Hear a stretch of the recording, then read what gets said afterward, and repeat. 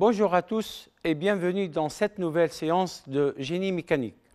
Aujourd'hui, on va voir ensemble la flexion plane simple et plus précisément le cas d'une poutre reposant sur deux appuis et soumise à une charge uniformément répartie. Je vais faire un petit rappel de cours rapidement. On a vu dans la séance dernière les efforts de cohésion. Les efforts de cohésion se réduisent au point G et il y a deux composantes. Un effort tranchant TY porté par l'axe Y et un moment fléchissant ou un moment de flexion, on dit les deux, MFZ porté par l'axe GZ. On a vu aussi que l'effort tranchant TY est égal à moins la somme algébrique des efforts appliqués sur la poutre à gauche de la section. Retenez bien le moins entre parenthèses. On a vu aussi que le moment de flexion ou moment fléchissant en mesure algébrique est également la somme algébrique des moments des efforts appliqués sur la poutre à gauche de la section et calculée au point G. Question de notation, retenez bien, la représentation des vecteurs sera comme d'habitude avec une flèche. La représentation d'un module, le module c'est une quantité positive, on pourra l'utiliser sans barre. Si on ne trouve rien, c'est-à-dire module, c'est une quantité toujours positive. La représentation de la mesure algébrique avec une barre, la mesure algébrique c'est tout simplement le module affecté du signe. Bon, on passe maintenant aux contraintes tangentielles. On a vu que les contraintes tangentielles, taux moyenne est égal TY maxi sur S, où le TY est l'effort tranchant en newton, S est la surface de la section en millimètres au carré. Pour la contrainte normale sigma, sigma est égal au moment de flexion sur IGZ fois Y. IGZ, rappelez-vous, c'est le moment quadratique de la surface de la section droite en millimètres à la puissance 4. Et sigma maxi est égal au moment de flexion maxi sur le module de flexion. Le module de flexion est égal à IGZ sur Y maxi. Le module de flexion, il est noté parfois IGZ sur V. Donc, on utilise les deux notations aussi. L'unité du module de flexion est millimètre au cube parce que le moment quadratique en millimètres à la puissance 4 divisé par Y maxi ou V qui est en millimètres, on obtient le millimètre au cube. Pour un petit rappel sur les moments quadratiques. Les moments quadratiques pour quelques surfaces qui sont les plus utilisées. Les sections rectangulaires, on a vu que le moment quadratique est égal BH au cube base fois la hauteur au cube divisé par 12. Le module de flexion est égal BH au carré sur 6. Donc, on peut... Bon, je vais y revenir. Je vais vous montrer comment on peut passer du moment quadratique au module de flexion. Donc, IGZ sur Y maxi dans cette section rectangulaire est égal à H sur 2. En multipliant donc par l'inverse, ou si vous voulez diviser par H sur 2, ça revient à multiplier par 2 sur H. On simplifie 2 avec 12, on obtient 6. Et on simplifie H avec au cube, on obtient au carré. Donc, ça devient BH au carré sur 6. Donc, je n'ai pas écrit. Donc, voilà, sur 6. Voilà, c'est bien. Pour la section circulaire, c'est pi d à la puissance 4 sur 64. Le module de flexion est égal à pi d au cube sur 32. Donc, on a divisé par Y maxi, c'est petit d sur 2. Pour le moment quadratique de la surface d'une section d'une poutre creuse, c'est le moment quadratique de la grande, voilà, plutôt du grand diamètre, pi grand D à la puissance 4, moins le moment quadratique de petit cylindre creux qui est égal à pi fois petit d à la puissance 4 sur 64, et on obtient en fin de compte cette équation. Attention, pour le y maxi, le y maxi dans cette section, on prend le grand D sur 2. Donc, je passe maintenant aux conditions de résistance. La condition de résistance, il faut que sigma maxi inférieur ou égal à RPE. Vous pouvez trouver une autre notation de RPE, sigma P. Donc, où RPE est égal à RE sur S, RPE est la résistance pratique à l'extension en newton par millimètre au carré, RE est la limite élastique en newton par millimètre carré, et en fin de compte, S est le coefficient de sécurité. Donc, retenons bien que la contrainte tangentielle taux moyenne est égale T maxi sur S, T en module. La contrainte normale, sigma maxi, est égale moment de flexion maxi, toujours en module, divisé par le module de flexion IGZ sur Y maxi. La condition de résistance, sigma maxi, doit être inférieure ou égale à RPE.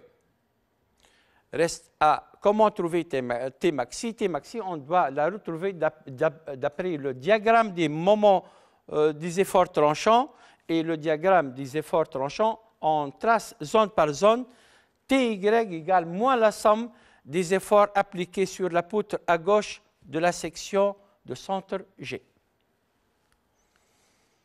Pour le moment de flexion, au moment fléchissant, est égal à moins la somme algébrique des moments des efforts appliqués sur la poutre à gauche de la section de centre G et calculée par rapport au point G. Donc, il n'y a pas beaucoup de formules. Maintenant, on va entrer dans notre partie de charge répartie. Je vais commencer par quelques notions de charge répartie. Retenez bien, si vous avez un contact qu'on appelle court entre la poutre et l'appui, court c'est-à-dire inférieur ou égal au dixième de la longueur, on appelle ça une charge localisée. Comme d'habitude, une charge localisée. Si la longueur de contact de la poutre avec l'appui dépasse la distance A, dépasse le 1/10 de la longueur. Donc, si A, la longueur de l'appui, est strictement supérieure au 10e de la longueur, on parle maintenant de charge uniformément répartie et on n'a plus de charge localisée. Un autre cas particulier, c'est l'exemple d'une charge uniformément répartie sur toute la longueur. A est égal à L. Et comme cas particulier, je vais prendre le poids propre d'une poutre. Donc, la répartition linéique petit p, on appelle la répartition linéique petit p ou parfois Q minuscule, est une constante qui s'exprime en newton par mètre ou newton par millimètre. Et le poids total est égal à petit p fois L. Si vous voulez, on va être plus pratique. Par exemple, si on a une charge linéique d'une poutre, 100 newtons par mètre, par exemple. Si la longueur de la poutre est égale à 2 mètres, donc à quoi est égal le poids? Le poids est égal à 100 fois 2, c'est-à-dire 200 newtons. Si on a une poutre de longueur 6 mètres, donc le poids est égal à 100 fois 6 est égal à 600 newtons. Donc, cette notion qui paraît simple, elle va être très utile par la suite. Voilà. tout de suite, je vais utiliser cette notion dans un exercice qui parle d'un profilé IPN. Un profilé IPN est suspendu sur deux appuis, donc A et B, distants de 6 mètres. Ces appuis sont considérés comme des appuis simples. Donc, pas de charge localisée au niveau des appuis seulement. Mais sur la poutre, la répartition linéique du poids est petit p égale 100 newtons par mètre. C'est-à-dire, le poids par mètre est égal à 100 newtons par mètre.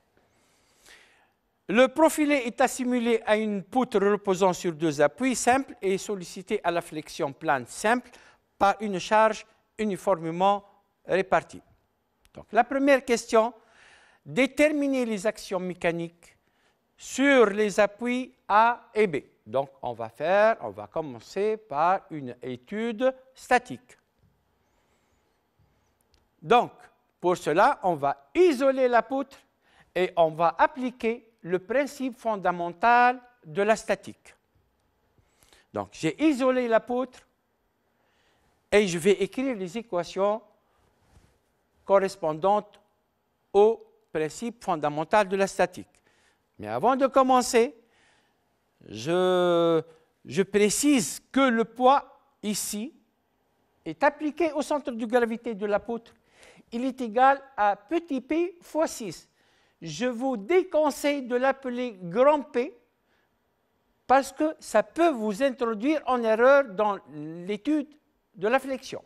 Donc, appelez-le petit p, charge par mètre, ou répartition par mètre, répartition linéique, fois la longueur. La longueur de la poutre est 6 mètres. Donc, appelez-le petit p fois 6 ou petit q fois 6 si on vous donne cette notation. Donc, sur les appuis, il y a des réactions perpendiculaires au plan tangent de l'appui. Commençons par écrire la somme des forces. Donc, qu'est-ce qu'on a? On a plus A, moins P fois 6, qui est négatif dirigé vers le haut, et plus B égale à 0. Pour les moments, on va faire la somme des moments par rapport au point A. A ou B, c'est la même chose. Les deux vecteurs, les deux forces les deux réactions sont deux inconnues. J'ai choisi la somme des forces, la somme des moments par rapport au point A. Par rapport au point A, donc on a moins 3 par rapport au point A.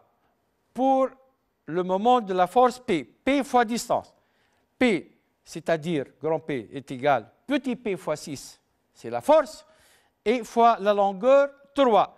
Et le sens, regardez bien, P fois 6 tend à faire tourner la poutre autour de A dans le sens contraire du sens choisi. Donc, on a noté moins 3 fois P6. Pour le moment de la force B par rapport au point A est égal 6, la longueur, fois la force B, avec un sens positif.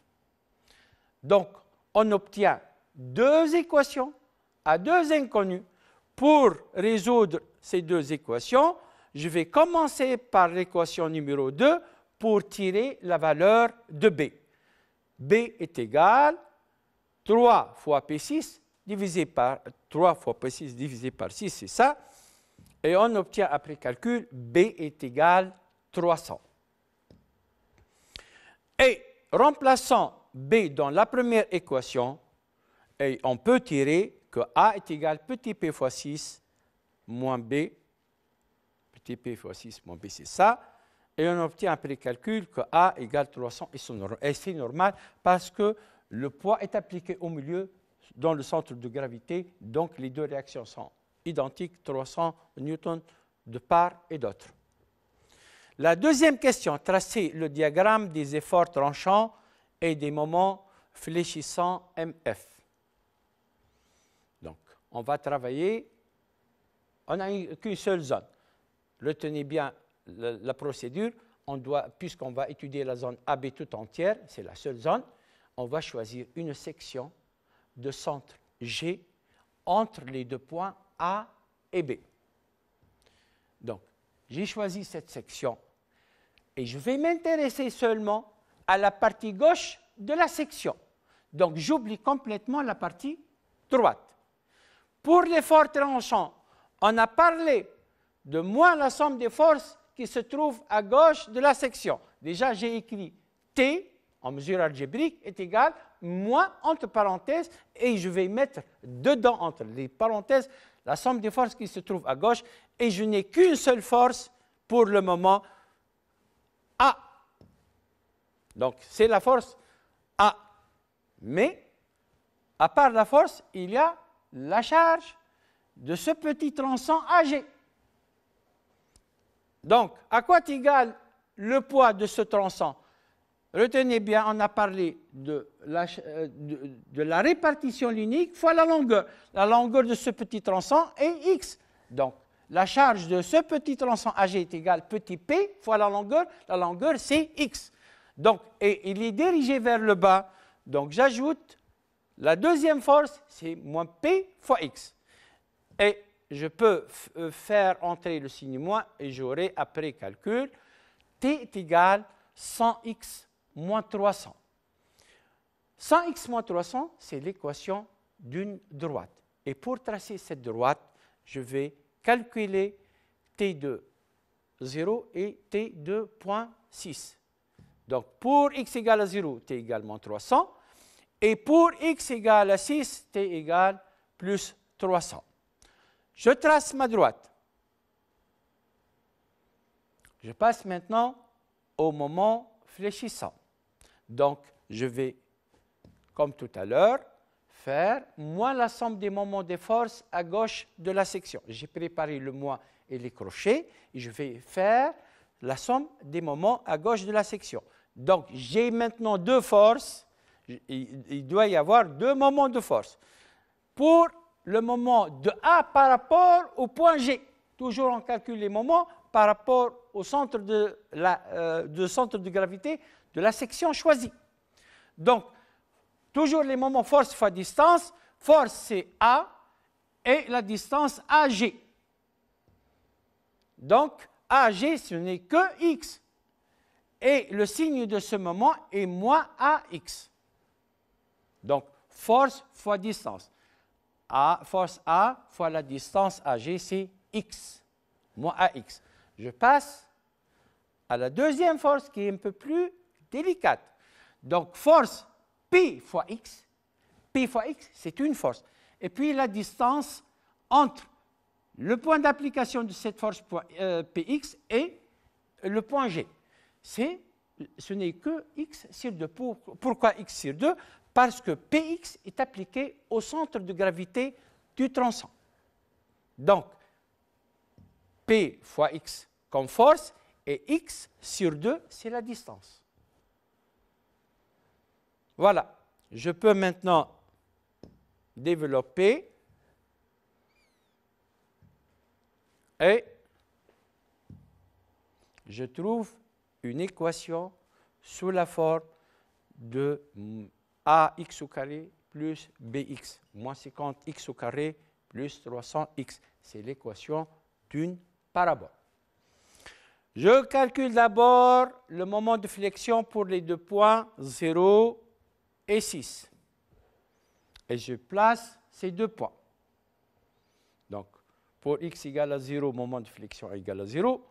Ou pour x égale à 6, le moment de flexion aussi est égal à 0. Maintenant, puisque c'est une équation de second degré, c'est une parabole, je dois chercher s'il existe une tangente horizontale. Pour chercher la tangente horizontale, je dois mettre la dérivée de l'équation du moment de flexion égale à 0. La dérivée de cette équation, c'est moins 100 fois x plus 300 égale à 0. Je tire l'abscisse seulement de la tangente horizontale. L'abscisse de la tangente horizontale, c'est x égale 3. Je sais que maintenant qu'il existe une tangente horizontale d'abscisse x égale 3. Pour trouver l'ordonnée de cette tangente, c'est-à-dire le moment de flexion, il suffit de remplacer dans l'équation des moments fléchissants x par 3. Et après calcul, je trouve que moment de flexion de 3 est égal à 450 000 Nm, c'est-à-dire 450 Nm. Donc, je peux placer ma tangente horizontale aux coordonnées x égale 3 et y, moment de flexion, c'est-à-dire 450 Nm, et puis je trace ma parabole. Voilà, cette parabole est tracée. J'ai quelques remarques ou quelques astuces à vous annoncer. Retenez bien qu'on a, pour chercher l'abscisse de la tangente horizontale, j'ai dérivé. J'ai dérivé ici et j'ai mis la dérivée égale à 0. Donc j'ai tiré la valeur de x. Si vous avez déjà calculé l'effort tranchant dans cette zone, et on sait que t est égal moins la dérivée, l'équation des efforts tranchants est égale moins la dérivée, je peux exploiter sans dérivée l'équation des efforts tranchants. On met t égale à 0 ou moins t égale à 0, on obtient le même résultat. Donc, si on utilise 100x moins 300 égale à 0, donc 100x égale 300, donc x égale 3. Donc, j'ai retrouvé la même valeur. Une autre façon de faire, et c'était une question dans un sujet de bac. Si vous n'avez pas l'équation des efforts tranchants et vous avez la courbe des efforts tranchants, et on vous demande de tracer la tangente et de déterminer l'abscisse de la tangente. T égale à 0, c'est quand la courbe coupe l'axe des x. La courbe coupe l'axe des x au point 3. Donc, 3 est l'abscisse de la tangente. Une dernière façon de faire, on sait que le centre d'une parabole est égal à moins b sur 2a. Moins b, c'est moins 300 sur 2a. 2a, c'est 2 fois moins 50, c'est moins 100. Moins 300 sur moins 100 égale 3. Donc, vous avez plusieurs méthodes de chercher l'abscisse de la tangente horizontale. Donc, en conclusion, en module, T maxi est égal à 300 newtons. Et moment de flexion maxi en module, on a noté sans rien, sans barre, etc., le module est égal à 450 Nm. La question numéro 3, c'est de rechercher le module de flexion minimale IGZ sur Y maxi ou bien IGZ sur V en centimètres cubes, sachant que le profilé est en acier de résistance pratique à l'extension est égal à 25 newtons par millimètre au carré. Donc, on va appliquer la condition de résistance. Sigma maxi doit être inférieur ou égal à RPE. Donc, sigma maxi est égal moment de flexion maxi sur IGZ sur Y maxi, qui est le module de flexion, doit être inférieur ou égal à RPE. Donc, je peux permuter entre RPE et le module de flexion et j'obtiens que le module de flexion IGZ sur Y maxi doit être supérieur ou égal à moment de flexion maxi sur RPE. Donc, supérieur ou égal, minimum, le module de flexion minimum, il est égal à moment de flexion maxi sur RPE. Je mets l'application numérique et n'oubliez pas de convertir le newton-mètre en newton-millimètre. Donc, 450 000 newton-millimètre divisé par 25 qui est égal à RPE. Et je trouve que IGZ sur Y maxi est égal à 18 cm au cube. Donc 18 000 mm au cube, c'est-à-dire 18 cm au cube. À quoi va nous servir ce module de flexion? Ce module de flexion va nous permettre de choisir dans les documents de constructeur, le profilé qui nous correspond. Ça, c'est un exemple de document constructeur qui part de profilé. On a le poids, etc. Et on a entre autres IGZ sur V. Donc, on a la valeur de 18 la valeur minimale de 18 cm3. Donc, on remarque que chez le document constructeur, il y a 20 cm3. C'est bon, ça nous correspond parce que la valeur 18 est la valeur minimale. On peut choisir une valeur égale ou supérieure. Donc, le profilé IPN80 peut convenir à notre exemple qu'on a traité tout à l'heure. Maintenant, on va passer à un deuxième exemple. Le deuxième exemple, c'est la boîte de vitesse d'un tour. C'est un très bon exercice qui se trouve sur vos manuels d'activité, page 212. Je vous le recommande.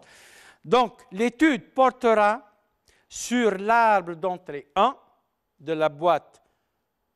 Dans cette étude, on ne tiendra compte que des actions mécaniques induisant la flexion de l'arbre 1. Vous avez devant vous les données. A définit la charge linéique, RE la limite élastique, le coefficient de sécurité. Vous avez la modélisation de l'arbre à droite et on vous demande de déterminer les actions mécaniques au niveau des appuis B et D. Donc A est connu, la charge linéique est connue, il nous reste les réactions en B et en D. Donc, même modèle de calcul pour le statique. On va isoler la poutre, pour la statique, pardon. On va isoler la poutre et on va appliquer le principe fondamental de la statique. Donc, somme des forces égale à 0 et somme des moments par rapport au point D. J'ai le choix entre B ou D, les points d'application des forces inconnus. Donc, pour la somme des forces, algébriquement, j'ai moins A, qui est dirigé vers le bas, plus B. La charge équivalente, à quoi est égale petit p, la charge par unité de longueur, fois la longueur de la charge qui est égale à 42. Donc, je vais utiliser la notation petit p fois 42. Et moins d qui est dirigé vers le bas. Je pense que c'est clair. Maintenant, pour la somme des moments, j'ai choisi le point D. Les distances, regardez bien, j'ai mis les distances pour que ça soit clair. Donc, je vais commencer par le moment de la force A par rapport au point D. Force fois distance, la force c'est A et la distance 200. Donc, 200 A, positif parce que A tend à faire tourner la poutre autour de D dans le sens positif choisi. Je passe à la deuxième force, moment de B.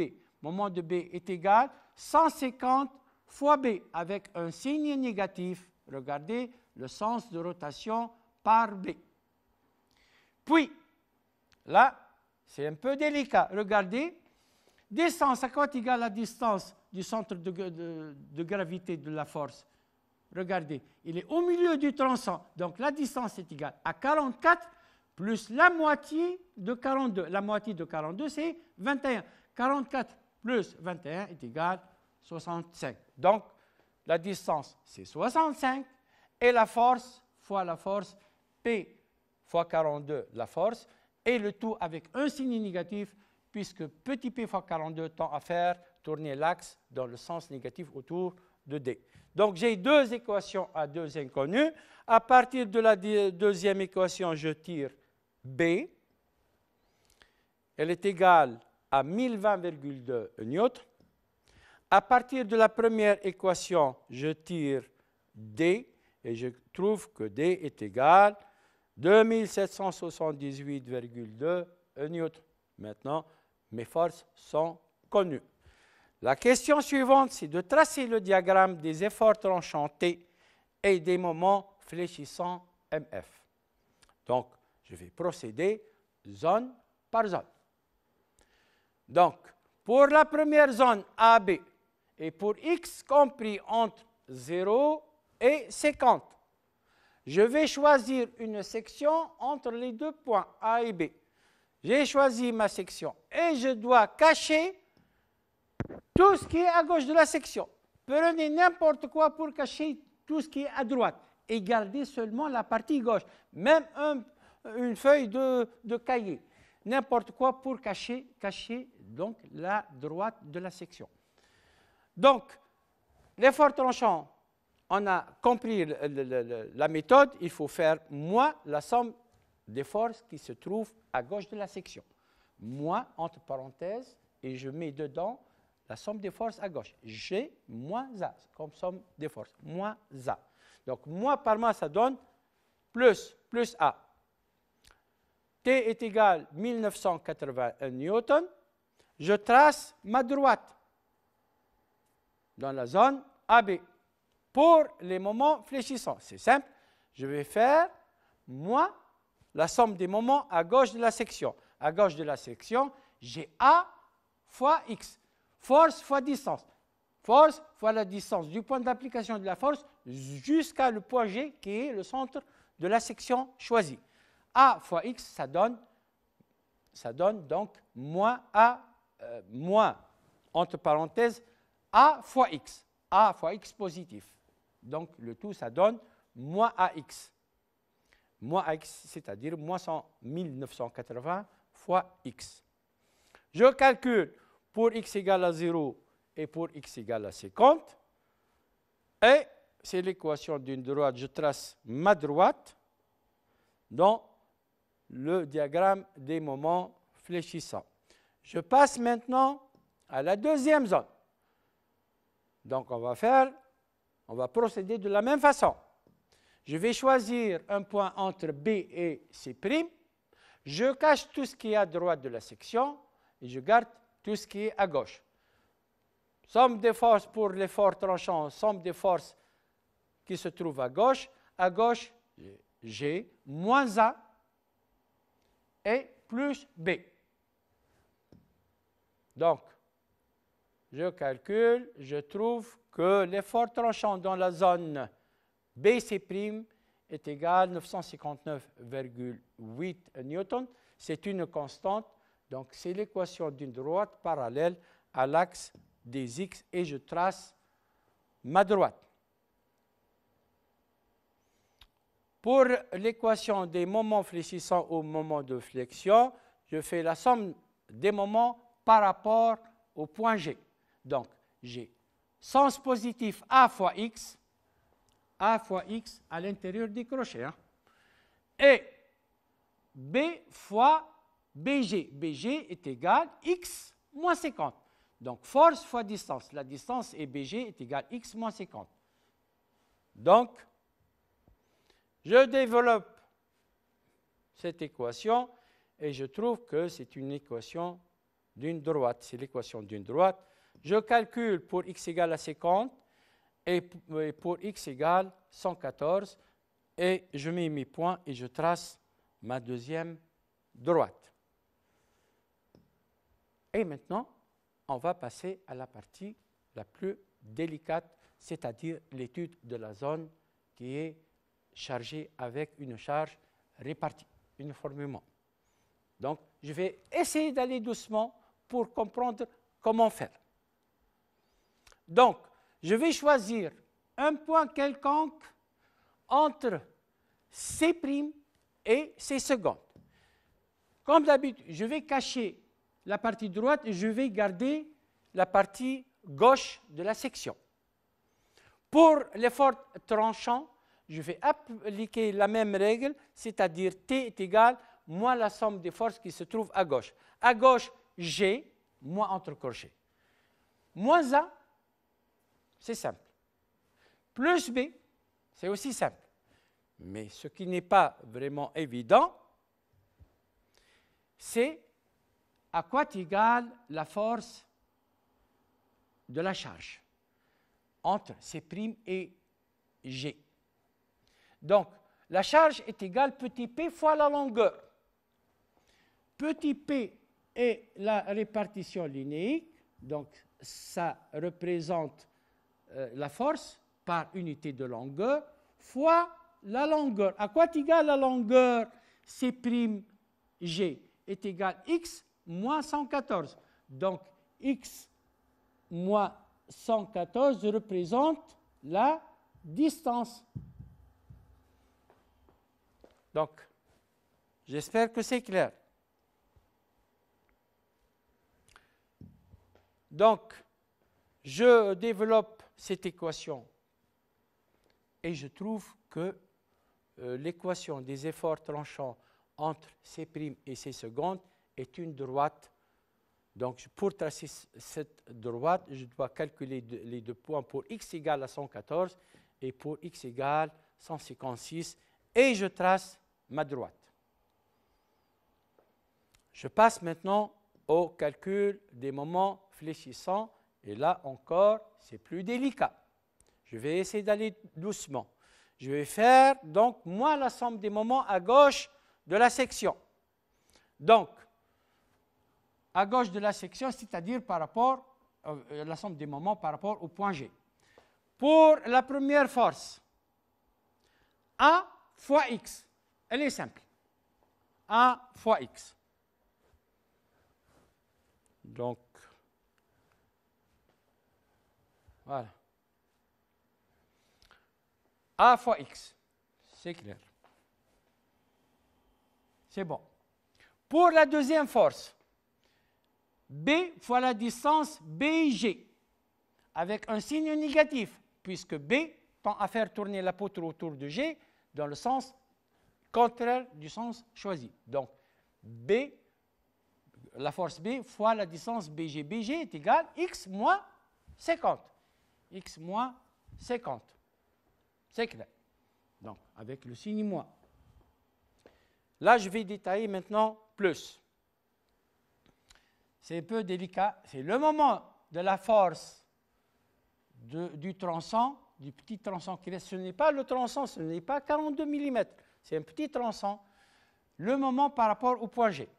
Il est composé de la force. À quoi est égale la force? La force est égale force. Petit p fois la longueur C'G. À quoi est égale la longueur C'G? Est égal à x moins 114. Donc, petit p fois x moins 114 représente la force. Maintenant, fois la distance. À quoi est égale la distance? La distance entre le point d'application de la force et G. C'est la moitié de x moins 114. Donc, c'est x moins 114 sur 2. Pourquoi la moitié? Parce que la force est appliquée au centre de gravité de ce petit tronçon. Donc, P, ça donne, enfin, P sur 2 fois x moins 114 au carré. J'espère que c'est clair. Je développe cette équation qui n'est pas facile à développer. Il y a trop de calculs. Je trouve en fin de compte que le moment de flexion au moment fléchissant est égal à une équation de second degré. Donc, pour le moment, c'est l'équation d'une parabole. Je vais chercher pour le point x égale 114 et pour le moment de flexion pour x égale 156. Puis, je vais chercher l'abscisse de la tangente horizontale. Pour cela, je dois dériver. Je peux utiliser l'équation de t, si j'ai, sinon je peux dériver cette équation et je mets la dérivée égale à 0 pour trouver l'abscisse de la tangente horizontale. En faisant la dérivée égale à 0, je peux tirer que x égale 124,8. Et moment de flexion de 124,8 égale 165,6. Et je trace donc cette tangente horizontale, puis la parabole. Voilà. Vous avez vu qu'il y a trop de calculs. Le risque d'erreur est grand. Je vais vous donner des astuces de calcul. Essayez de suivre. Vous allez trouver que ça devient beaucoup plus simple. Alors, pour l'effort tranchant, il n'y a pas à dire. Il faut écrire l'équation. Je vous conseille de ne pas développer cette équation. Juste, vous allez saisir cette équation après l'application, après mettre les valeurs de l'application numérique, sans développer. Vous allez saisir cette équation sur une calculatrice. Et vous allez calculer t pour x égale 114 et x égale 156, c'est-à-dire juste en changeant les valeurs. Maintenant, les calculatrices le permettent. D'ailleurs, la première valeur va sauter. Vous voyez, parce que pour x égale 114, ce terme va être égal à 0. Peu importe, c'est la calculatrice qui va faire le travail. Donc, trouvant les deux points, je trace ma droite. Je n'ai pas fait trop de calculs. J'ai simplement fait l'application numérique et j'ai saisi l'équation sur une calculatrice. La deuxième partie, c'est le calcul des moments fléchissants. J'écris donc l'équation des moments. La même chose, même astuce. Je ne développe pas cette équation qui est difficile à développer. Je mets l'application numérique. Et c'est l'équation du second degré, puisque x moins 140. Donc, je calcule les points, le moment de flexion pour x égale 114 et pour x égale 156. Maintenant, je dois dériver. La question, est-ce que je peux dériver une équation qui n'est pas développée? La réponse est oui. Connaissant quelques règles mathématiques, je vous rappelle qu'on doit dériver pour trouver l'abscisse de la tangente horizontale. Donc, la dérivée d'une somme est égale à la somme des dérivées. C'est-à-dire, je vais dériver par partie. Je vais dériver cette équation en jaune par partie. Connaissant aussi la dérivée de ax égale a, la dérivée de a fois x moins b égale a, la dérivée, a est une constante, la dérivée de a fois x moins b, la forme ax moins b, est égale 2a fois x moins b. Bon, la première partie,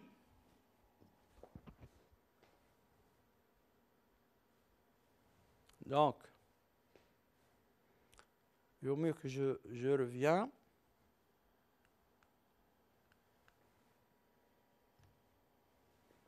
Attendez, juste, je reviens au diapo précédent, si le tableau nous permet. C'est bon. C'est bon. Donc, on a dit qu'on va dériver cette équation en jaune par partie. C'est bon maintenant. Alors, la première partie, c'est moins 1980 fois x. C'est de la forme a fois x. Sa dérivée est égale à a, c'est-à-dire moins 180. C'est bon. La deuxième partie, c'est de la forme ax moins b. Sa dérivée est égale à, c'est-à-dire 1020,2. C'est bon. La troisième partie, 89 sur 2 fois x moins 114 au carré, c'est de la forme ax moins b au carré. Sa dérivée est égale 2 fois 2. 2 fois 2. 2 fois 89 sur 2. Je simplifie par 2, je garde 89. X moins 114 à la puissance n moins 1, c'est-à-dire x moins 114. Donc, avec cette méthode, donc, j'ai réalisé la dérivée. Maintenant, je mets la dérivée trouvée égale à 0 pour tirer la valeur de x. X est l'abscisse de la tangente horizontale. Moment de flexion maintenant de x égale 124,8 égale 165,6 Nm. Je trace ma tangente horizontale et ma parabole. La dernière partie, la dernière zone, C seconde D, C seconde D pour x varie entre 156 et 200, elle est simple, sauf il y a une remarque où il faut faire attention. Donc, moins la somme des forces qui se trouve à gauche, je cache la partie à droite, je garde la partie gauche, la somme des forces est égale moins A plus B. Maintenant, je prends toute la force, toute la, si vous voulez, la charge équivalente, parce que la variation de x est entre C seconde et D. Entre C' et C seconde, il n'y a pas de variation de x. Donc, je prends la charge équivalente qui est égale à 42 fois P avec un signe positif. Donc, je fais l'application numérique.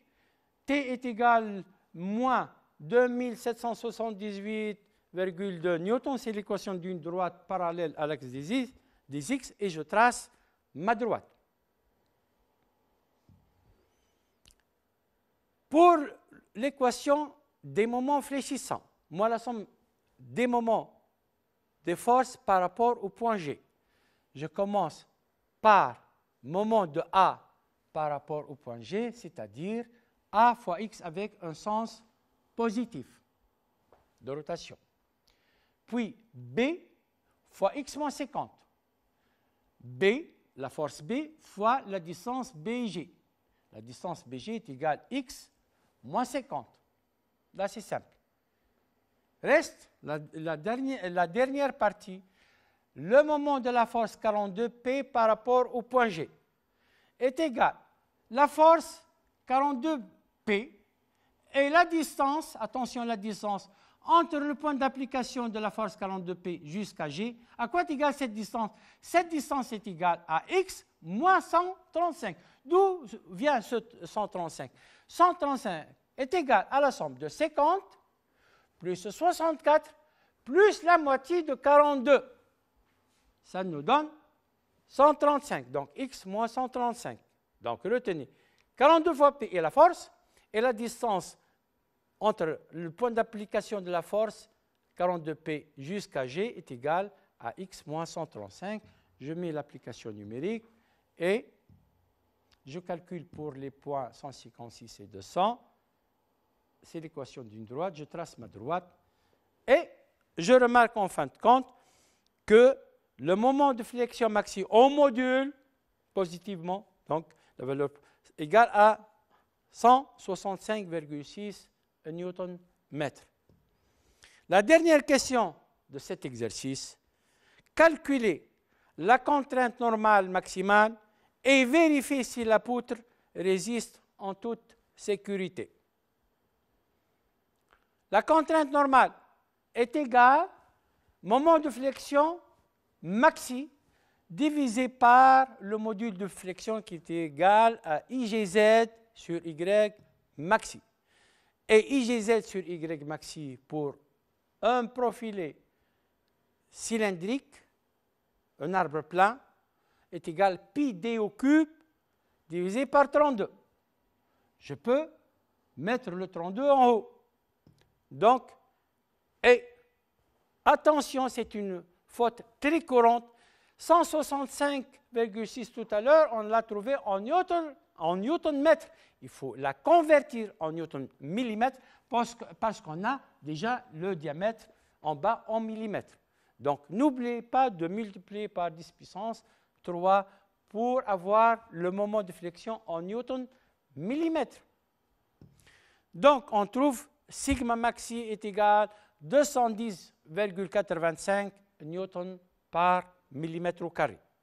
Maintenant, on doit vérifier est-ce que sigma maxi est inférieur ou égal à RE sur S ou RPE.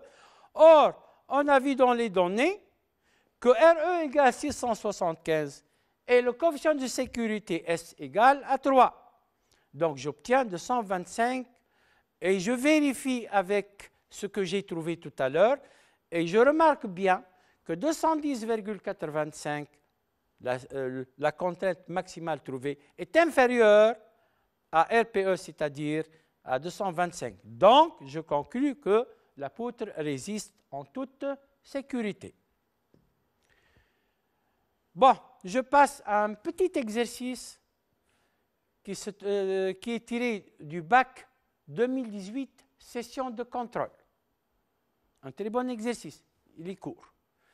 Vous avez le QR code si vous voulez télécharger ce sujet de bac. Donc, vous pouvez utiliser ce QR code comme lien pour télécharger le sujet de bac 2018, session de contrôle. Donc, on se propose dans cette étude de vérifier la résistance de l'arbre 6 à la flexion plane simple et on assimile donc cet arbre à une poutre cylindrique pleine de diamètre D. Donc, l'arbre 6 est en jaune. La première question, on nous donne la modélisation de l'arbre dans ce dessin et on nous demande de tracer le diagramme des moments fléchissants le long de la zone AB et le long de la zone BC. Donc, on va commencer par étudier la zone AB. Donc, je vais choisir, remarque, on a vu le premier exercice, c'était une charge sur toute la longueur de l'arbre. La deuxième partie, on a vu une charge, le deuxième exercice, au milieu de la poutre. Maintenant, on va voir une charge répartie au début de la poutre. Donc, je vais choisir un point entre A et B, une section de centre G. Et comme d'habitude, je vais cacher tout ce qui est à droite. On nous demande seulement l'équation des moments de flexion. Moment de flexion est égal, regardez bien, force fois distance. La force, c'est Q fois X. La répartition linéique, Q fois la longueur de ce tronçon qui reste, parce que j'ai coupé, il reste un tronçon AG. Ce tronçon a une charge de Q fois X, fois la distance entre la force et G, qui est égale X sur 2, puisque la force est appliquée au centre de gravité de ce tronçon. Donc, force QX et distance X sur 2. Et Q fois X sur 2, ça donne Q fois X au carré sur 2. N'oubliez pas que le signe est négatif, puisque le moment est positif, mais n'oubliez pas le signe qui est au début, qui précède la somme des moments. Donc, on aura en fin de compte, après application numérique, moment de flexion est égal à moins 15 x au carré. C'est l'équation d'une parabole. Pour x égale à 0, moment de flexion égale à 0. Pour x égale à 60, moment de flexion égale à moins 54. Donc, c'est l'équation d'une parabole. Pour tracer cette parabole, on doit chercher l'abscisse d'abord, l'abscisse de cette tangente horizontale, en mettant la dérivée égale à 0. La dérivée de moins 15x au carré est égale 30x au carré, moins 15x au carré est égal moins 30x égale à 0. Je trouve x égale à 0. Donc, moins 30x ou 30x, c'est la même chose. On va trouver que x égale à 0. Moment de flexion de 0 est déjà calculé 0 aussi. Donc, dans le point de coordonnées x égale à 0 et moment de flexion égale à 0, il existe une tangente horizontale. Je trace ma tangente, puis je trace ma courbe, cette parabole. Je passe maintenant à la deuxième zone BC. Je dois choisir une section entre B et C. Je vais prendre seulement la partie à gauche de la section. Pour l'équation des efforts tranchants, je dois choisir comme d'habitude moins la somme des forces la somme des moments des forces qui se trouvent à gauche de la section par rapport au point G. Je vais aller force par force. La première force, c'est la charge équivalente. Attention, maintenant la variation de X se trouve entre B et C. Donc la charge répartie n'est plus concernée par la variation de X. Donc je vais prendre tout simplement la charge équivalente, c'est-à-dire Q fois 60. 60 est la longueur. Elle est appliquée au centre de gravité, c'est-à-dire au milieu du tronçon AB. AB est égal à 60, donc la distance est 60. 60 sur 2, c'est-à-dire 30. Alors, le premier moment plutôt, force fois distance, la force est égale 60 fois Q fois la distance, cette distance à quoi est égale X moins 30. La distance entre la force et le point G est égale X moins 30. Je fais l'application numérique et je calcule. Voilà. Maintenant, on va écrire les équations des moments fléchissants le long de la... Ça y est, je vais passer aux équations rapidement. Donc, je prends un point entre C et D. C'est un point, c'est-à-dire une section de centre G. Je vais calculer, je vais écrire juste les équations. Les équations sont simples maintenant. Donc, la première force, 60Q fois la distance, regardez, X moins 30. Puis, la deuxième force, c'est C. C fois la distance CG. C, à quoi est égal CG? CG, c'est X moins 85. Et la dernière équation, c'est l'équation des moments dans la zone DE. De la même façon, je vais choisir une section entre D et E. La somme donc des moments est égale. Comme tout à l'heure, la même chose, c'est-à-dire 60 fois x moins 30 moins c fois x moins 85. Et il reste maintenant, il s'ajoute plutôt, le moment de la force D par rapport à DG est égal D, la force D, fois la distance DG est égale x moins 105. Je remarque que le moment de flexion maxi égale 99 Nm. Une dernière petite question, c'est le calcul de D mini de la poutre. En appliquant la condition de résistance, sigma maxi doit être inférieur ou égal à RPE. Sigma maxi est égal, moment de flexion maxi sur IGZ sur Y maxi doit être inférieur ou égal à RPE. Je tire donc D au cube doit être supérieur à moment de flexion fois 32 fois S sur pi fois RE. Je fais l'application, donc s'il est supérieur ou égal, minimum, elle est égale. Minimum, elle est égale aux racines cubiques du moment de flexion maxi fois 32 fois S sur pi fois RE. N'oubliez pas surtout de convertir le moment de flexion maxi en newton-millimètre. Tout à l'heure, on l'a trouvé en newton-mètre, en multipliant par 10 puissance 3, et je trouve que D est égal à 23,27 mm. Merci pour votre attention. Je vous souhaite beaucoup de chance et à bientôt. Au revoir.